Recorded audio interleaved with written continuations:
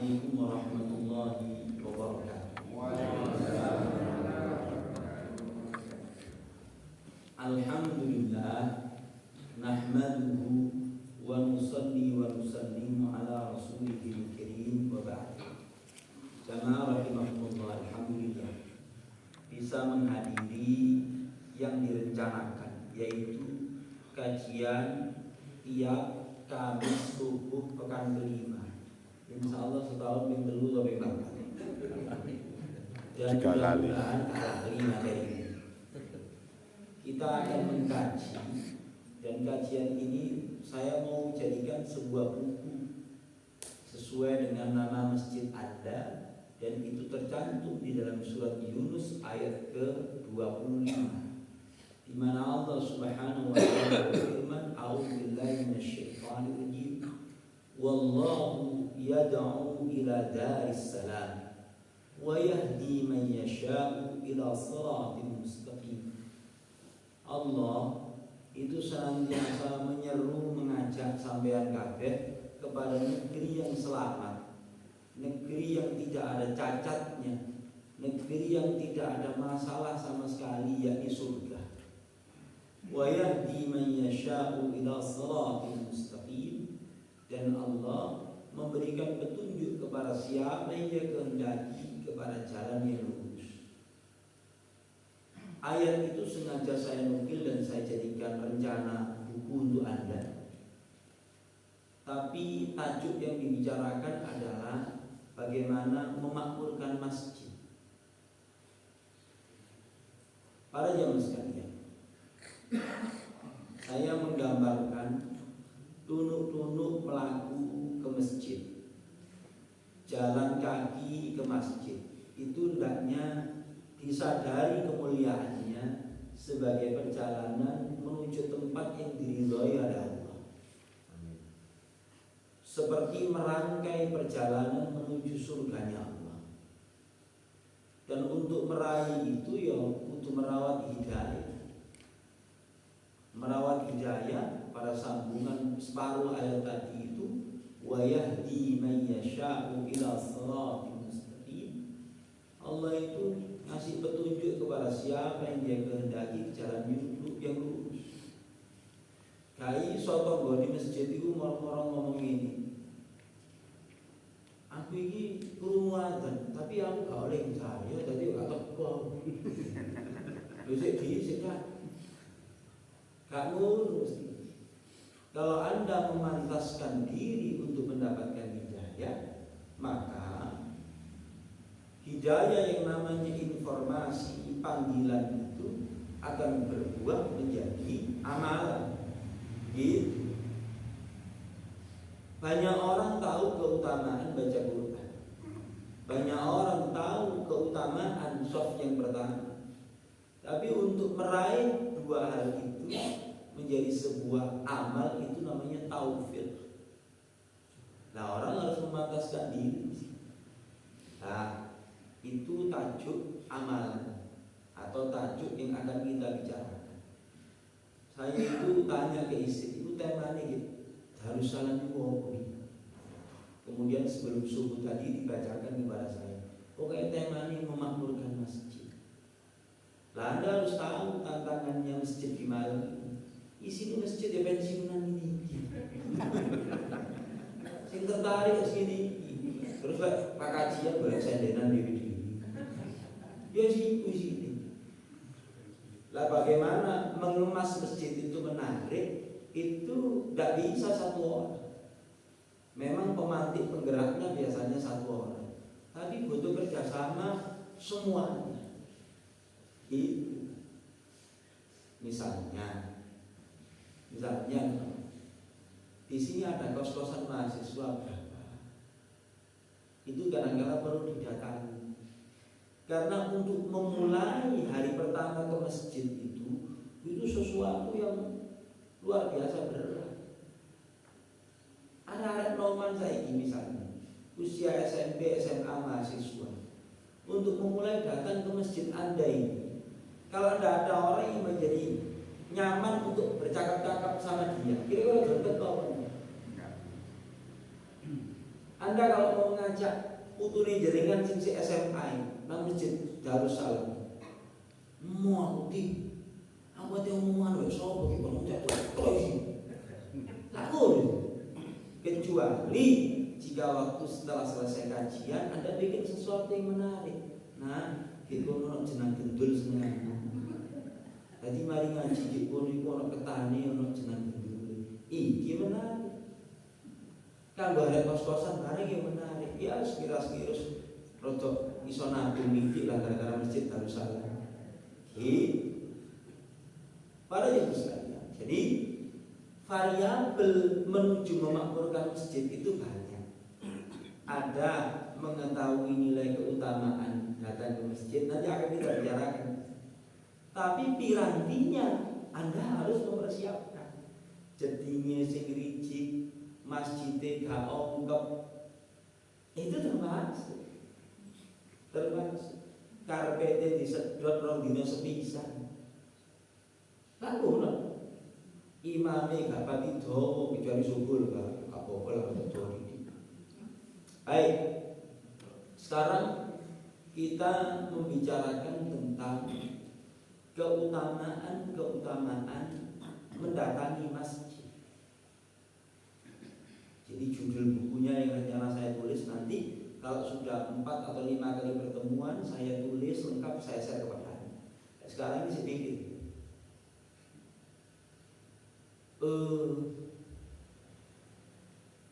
Begini, bahwasanya mendatangi masjid itu adalah merespon panggilan Allah. Datang ke masjid itu merespon panggilan Allah. Ada yang ingat redaksi dakwati tamah? Pernah mendengar? Terbut. Nah, doa sesudah azan. Coba saya baca ya. Allahumma ya Allah, Rabba hadhihi da'wati tammah, yang memiliki panggilan yang begitu sempurna ini. Jadi merespon panggilan azan itu merespon panggilan Allah yang begitu sempurna. Wassalatil qa'imah, dan yang memiliki sholat yang mau ditegakkan. Ada seorang ulama 700 tahun yang lalu menulis sebuah kitab, judulnya itu Ad-Da'watut Tammah wa Tadhkiratul 'Ammah. Bagus kitabnya, kitab tentang dakwah. Salah satunya yang terinspirasi isi panggilan itu, Pak. Allahu Akbar, Allahu Akbar. Seolah-olah Allah itu mengumpulkan, hei manusia, semua kesibukan yang Anda lakukan ini semua keuntungannya duniawi dan materi itu, jika dibandingkan merespon panggilan Allah yang sempurna ini, semuanya itu kecil. Yang agung ini adalah merespon panggilan Allah. Allahu Akbar, Allahu Akbar. Dan panggilan ini adalah asyhadu an la ilaha illallah, merespon komitmen penghambaan. Apa, Ibu? Merespon komitmen penghambaan. Jadi ngurungokno asyhadu an la ilaha illallah itu perkara ngene. Ya Allah, aku menegaskan bahwa aku menghamba kepadamu, aku hanya mau tunduk kepadamu. Menegaskan ini. Perusahaan ini tempat saya bekerja. Tadi kepatuhan yang sebenarnya adalah aku kepadamu ya Allah. Sebab enak-enaknya begai di perusahaan apa-apa itu, panggilan azan ini kadang-kadang begitu menggoda. Oh, terus serangkan. Tak ngono. Ya. Di pasar ya ngono. Waduh. Ya. Pas menjelang zuhur ini ada bakul-bakul itu kok kabeh. Sing bagian biasa juga ini kan selesai menyelesaikannya gampang, kabul, ayo masjid itu, bukan masjid, transaksi ini. Apa ini? Kemudian menegaskan komitmen kita mengikuti Rasulullah. Asyhadu anna Muhammadar Rasulullah. Itu hakikat kehidupan orang mukmin begitu. Jadi ketika mendatangi azan itu kita merespon ad-da'wati tamah, panggilan Allah yang maha sempurna, seruan yang sangat sempurna dari sisi kontennya. Hayya 'alas shalah, hayya 'alal falah, Allahu akbar, la ilaha illallah. Itu satu. Baik. Dari antara azan dan iqamah tadi itu saya mencari sebuah hadis yang Selasa kemarin saya temukan. Dilala kok ketemu. Di dalam Adabul Mufrad. Saya lagi membaca di sebuah masjid sebuah kitab judulnya Fadlullahis Samad fi Tawdihi Adabil Mufrad. Sarahnya Adabul Mufrad karya Imam Bukhari. Di dalam kitab itu Rasulullah SAW bersabda begini, ada dua doa yang apabila doa itu diucapkan pada dua momen itu, ada doa yang apabila diucapkan di dua momen itu, maka doa itu tidak akan pernah ditolak, mesti dijabah oleh Allah Ta'ala. Ternyata dua itu yaitu yang pertama ketika merespon panggilan azan. Merespon panggilan azan itu Anda mendengarkan azan sambil berjalan dari rumah ke masjid, itu kan merespon. Anda berjalan pelan-pelan, itu momen jangan disia-siakan, Pak. Di momen ketika Anda merespon panggilan azan, itu adalah momen diijabahnya doa. Ya Allah, kalau memang nikmat mencintai masjid, memakmurkan masjid ini sesuatu yang begitu agung di sisimu dan pahalanya begitu luar biasa, ya Allah, buat anak putu saya juga dikasih nikmat ini. Tak seneng ketika lingkungan ini anak putune SD SMP subuh dulu nang masjid kami. Wah, asik loh, Pak.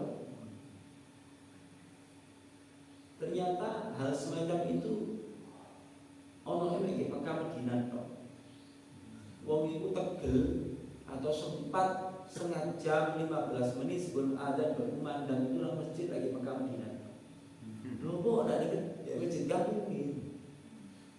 Wong waktune ya longgar, wong purna tugas. Jadi 15 menit, 20 menit sebelum azan berkumandang wis ke masjid. Asik gak, Pak? Moco terus halaman Quran. Saya kemarin itu bayang nunggu enak ya. Pingin 10 menit, 15 menit saat durunge azan wis njero masjid baca Quran. Masih.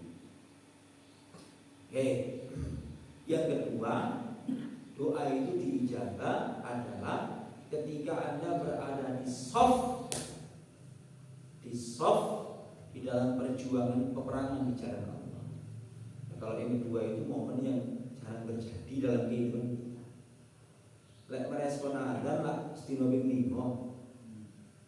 Berjalan itu sambil berdoa. Itu perjalanan yang begitu mulia. Nah, yang berikutnya para manusia, ada sebuah hadis dicantumkan Imam Nawawi di dalam kitab Riyadhus Shalihin. Di dalam kitab Riyadhus Shalihin, terutama sing seneng berjalan kaki ke masjid di waktu isya sama subuh. Unining ini, Pak. Basyiril masya'ina fil dhulal. Berilah kabar gembira orang-orang yang suka berjalan di dalam kegelapan malam. Jalan kegelapan malam.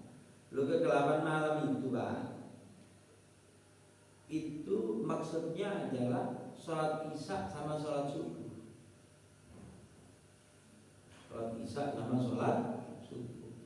Apalagi pada zaman Nabi Muhammad SAW bersabda tentang hadis itu, otomatis PLN guru mlebunan kota Madinah.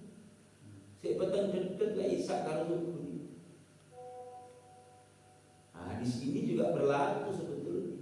Pada zaman kita ini lek subuh sama isya masih gelap. Apa pahalanya? Bin nuri tamati yaumil qiyamah. Dengan cahaya yang sempurna pada hari kiamat kelak. Hari yang sekalian, dilarang dua waktu itu berat. Bisa kalau bela, terutama kan buat kos-kosan. Nah kalau orang purna tugas seperti panjenengan ya enggak. Wong lek selele gak ada meneh. Lagi itu. Bagi anak-anak kita yang paling berat itulah mendatangi sholat subuh. Kalau isya itu berat itu karena meripat berbet bisa. Sehingga yang disyukuri banyak orang itu adalah lek isya itu sholatnya pendek. Sewenang ngomong alhamdulillah, semuanya itu sholat isya pendek itu apa?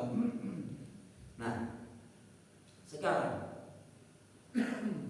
urgensi dari mendapatkan cahaya pada hari akhirat itu apa? Nilai pentingnya cahaya itu loh gimana? Bangun. Saya tanya, di dalam melakukan perjalanan di suasana gelap, cahaya itu sesuatu sangat penting. Oh, kita nanti dibangkitkan di akhirat gak setolong. Gak setolong. Jawabannya lah enggak. Jelas. Nah, cahaya orang mukmin itu bentukan dari beberapa amal soleh yang dia lakukan.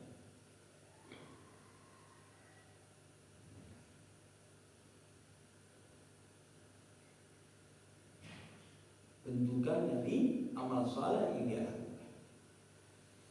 Bapak Ibu, saya tadi membaca surat At-Tahrim. Ada doanya Nabi dan orang mukmin di akhirat itu begini. Rabbana atmim lana nurana waghfir lana innaka ala kulli syai'in qadir. Wahai Tuhan kami, sempurnakanlah untuk kami cahaya kami. Ampunilah kami ya Allah, sesungguhnya Engkau Maha Kuasa.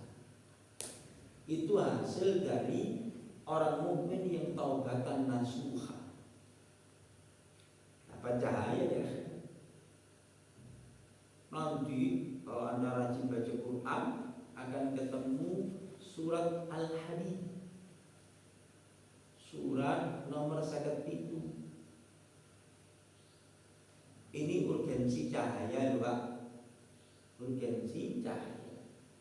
Ini. Yauma taral mu'minina wal mu'minati yas'a nuruhum baina aydihim wa bi aymanihim busyrakumul yawma jannatin tajri min tahtihal anhar. Pada hari kalian melihat orang mukmin laki-laki dan perempuan pada hari akhirat dikasih kabar gembira. Kasih kabar gembira. Kabar gembiranya apa?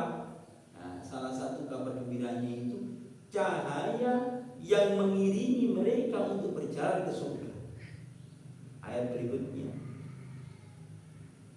yauma yaqulul munafiquna wal munafiqatu lilladzina amanu dhuruna naqtabis min nurikum qila irji'u wara'akum faltamisu nura. Pada hari ketika orang munafik laki-laki dan orang munafik perempuan itu berkata kepada orang mukmin, "Rere, entenono bohong, biar kita koncoan supaya kami mendapatkan secercah cahayamu." Lo kenapa? Orang mukmin itu berjalan menuju tempat yang diridhai Allah di akhirat itu dengan dipandu sama cahaya. Ini urgensinya cahaya. Nah, cahaya itu semakin mencorong ketika seseorang itu suka berjalan di dalam kegelapan malam menuju masjid waktu isya sama subuh. Begitu kan? Itu urgensinya cahaya. Nabi Muhammad SAW mengenal umatnya itu bukan dengan KTP-nya, tapi ghurral muhajjali, cahaya anggota tubuh karena sentuhan air wudhu. Jadi bloke cahaya-cahaya berarti bloke cahaya-cahaya. Jadi bentangan cahaya, mencorongnya cahaya itu memperjuangkannya bukan di akhirat, sekarang pakai cacing. Melakukan masjid itu ngecasi ini. Cuman kan kenapa sing mencintai melakukan masjid itu kok gak mulai biar gitu? Iya weh. Kok gak mulai SMP, SMA? Suweneng masjid. Dan itu bertahan sampai tua mencintai masjid. Ada apa ini? Kok ada missing link? Ada sebuah mata rantai yang hilang. Anak kita itu SMP, SMA, mahasiswa, wes taruh di masjid.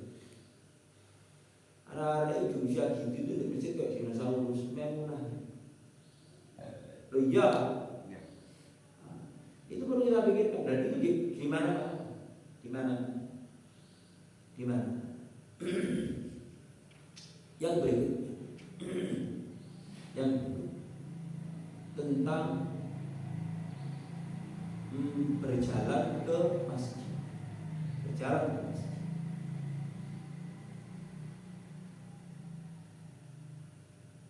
Ini hadis terkenal. Nabi Muhammad SAW pernah memancing perhatian para sahabat. Jadi cara dialognya Rasulullah sampai para sahabat itu dengan pertanyaan, ala adullukum ala ma yamhullahu bihi al-khataya wa yarfa'u bihi darajat. Bala ya Rasulullah. Iki lek cara Jawa niki. Awakmu gelem tak kandhani dengan sesuatu sing menyebabkan Allah mengampuni kesalahanmu dan meninggikan derajatmu nanti. Para sahabat itu ditanya begitu sama Rasulullah. Ya cari neong saiki teknik komunikasi seperti ini namanya looking for attention, memancing perhatian.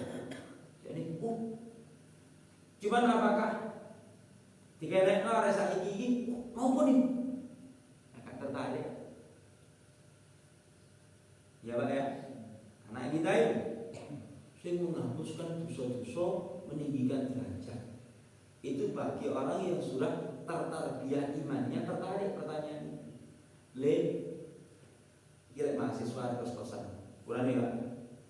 Le, sampean gelem teko nang masjid. Ono jeneng gendul anget enak. Karo ono kopine gratis. Mau Ustaz gimana? Masjid Darussalam. Iki masuk. Iki maksudnya ini. Anda silakan survei di mana. Masjid sing rame itu mesti masjid sing orang mangan. Masjid garingan ini biasanya ini padang bahas yang sepi.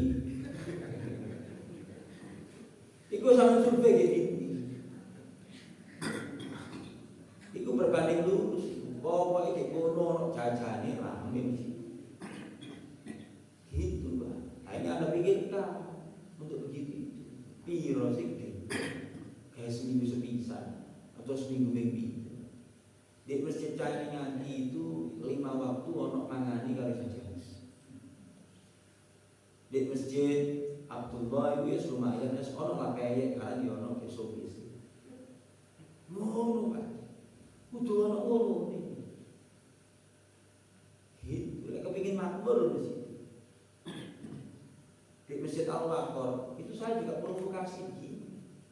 Bapak sama ini kepengin masjid makmur. Tapi kekeringan begini, kayak gini daerah kosong. Marah mahasiswa itu sopan mengenai kalau perbaikan gizi lagi. Ya, sekarang balik lagi motivasi begini.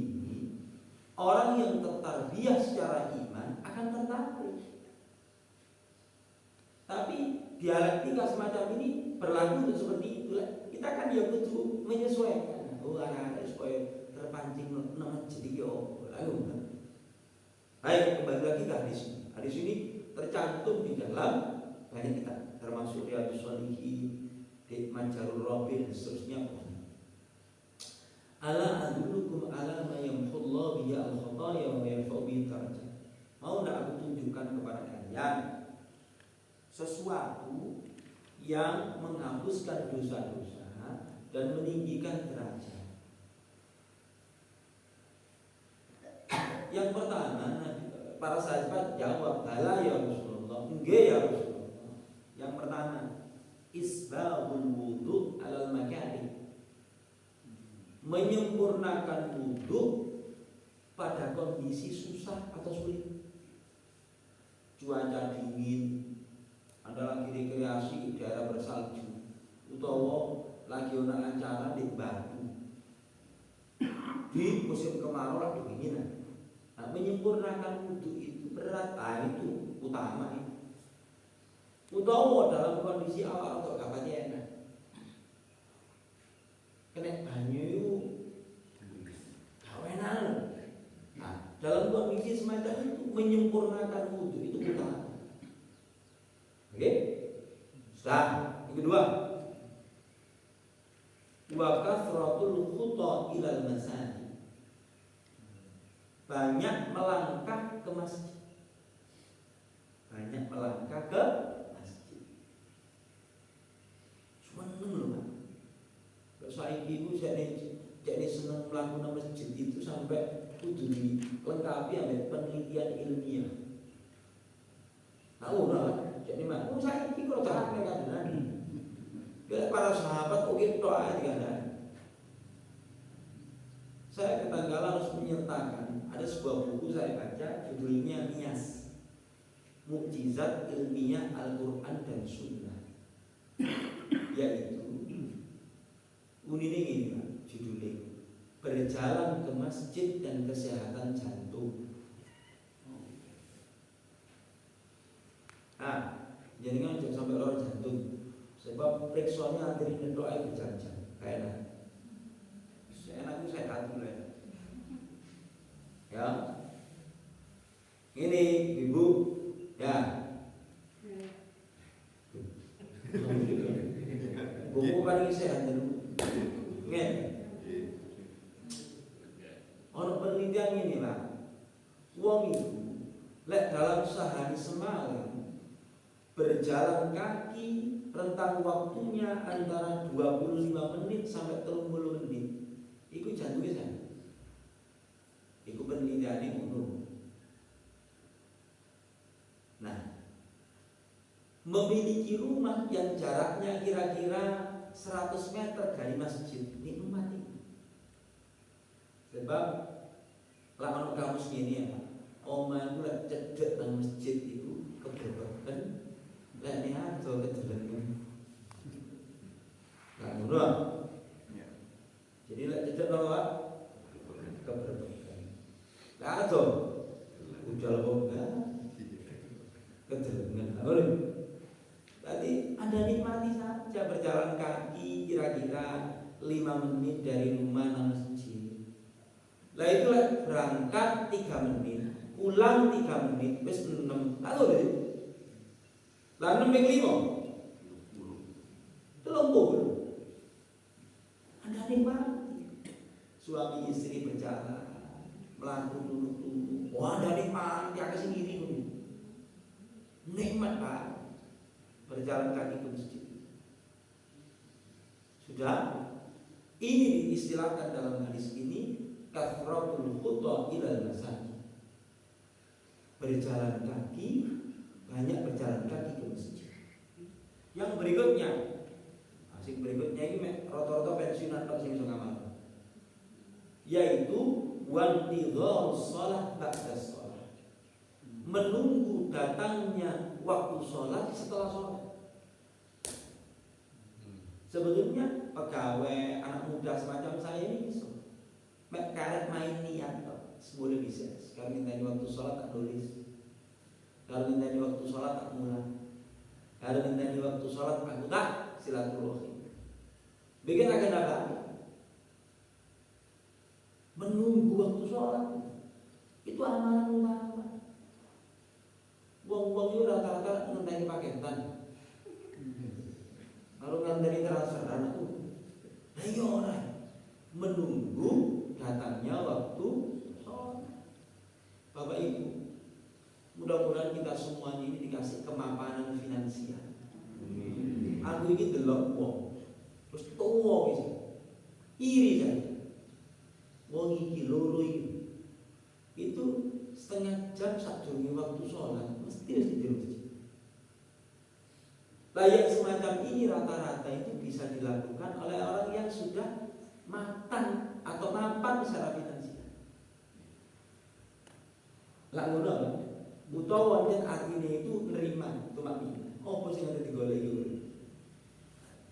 Ada tuku omah sak di lapangan sepak bola. Wong mek butuh sak meter kusur meter karo jerone sak meter punya tinggi. Tahu nih. Nah, para jemaah sekalian, maka banyak melangkah ke masjid. Kalau memang jarak rumah kita ini dalam jarak yang ideal, itu dinikmati ya. Sing cedhek omahe ya disyukuri, sholat sunnah diperbanyak di rumah. Kok menjelang qomat dulu nang masjid. Ngono. Sing ado ya alhamdulillah. Sing ado ya alhamdulillah tak masalah. Dinikmati ya jalan kaki. Sudah? Selesai Pak Jemaah sekalian. Adakah sesuatu?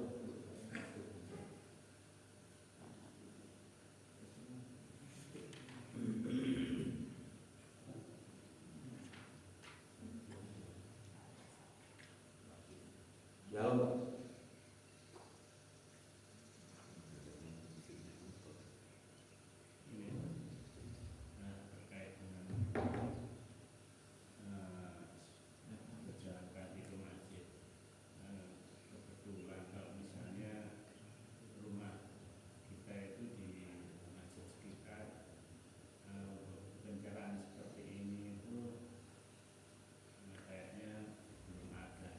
Sehingga kita akan mencarinya ke atau numpak kendaraan.